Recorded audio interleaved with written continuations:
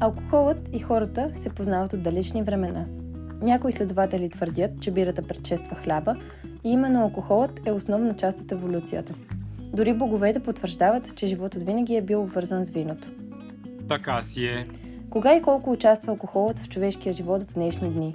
Колко знаем за отговорната консумация, ще научим днес в Какво ще пиеш. Здравей! Здравейте! Какво ще пиеш?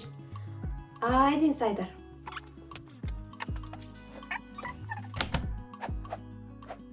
Една бира.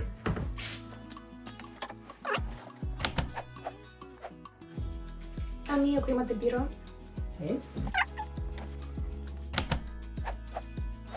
Един джинс тоник.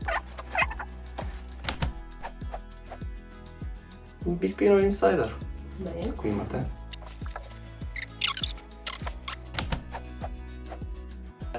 Джинс тоник. Добре.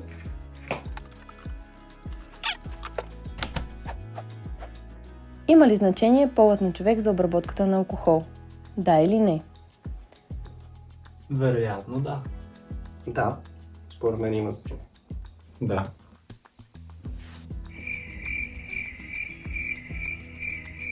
Не. Защо алкохолът влияе по различен начин на жените и мъжете? Черният дроб при мъжете разгражда алкохола по-бързо, отколкото при жените. Женските тела обикновено са по-малки и разполагат с по-малка водна маса, съответно концентрацията на алкохол се покачва по-бързо. Стомасите на мъжете са по-големи и абсорбират алкохола по-бързо. Че втория, т.е. женските тела са по-малки и разграждат алкохола по-малко. Според мен би трябвало при мъжете черния дроб да разгражда по-бързо. Женските тела са по-малки, концентрацията на алкохола се покачва по-бързо. Стомасите на мъжете са по-големи и абсорбират алкохола по-добре. Женските тела са по-малки и имат по-малка водна маса.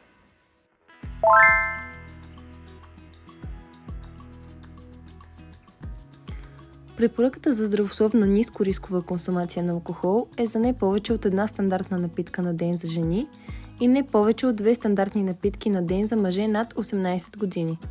Като стандартната напитка съдържа около 16 грама чист алкохол спрямо стандарта в България. Вярно ли е, че алкохолът има сгряващ ефект? Да или не? Мисля, че да. Да, изпитвал съм го и съм чувал много други хора да казват така. Да. Това е абсолютен мит. Алкохолът разширява повърхностните кръвоносни съдове и създава измамно усещане за сгряване. Тъй като алкохолът засилва топлообмена, организмът дори започва да изстива по-бързо. Коя напитка съдържа повече етанол? Стандартна чаша бира, стандартна чаша вино, стандартна чаша водка или имат еднакво съдържание на етанол? Водка. Стандартна чаша водка. Стандартна чаша водка, според мен. Имат еднакво съдържание на етанол. Имат еднакво съдържание на етанол. Имат еднакво съдържание.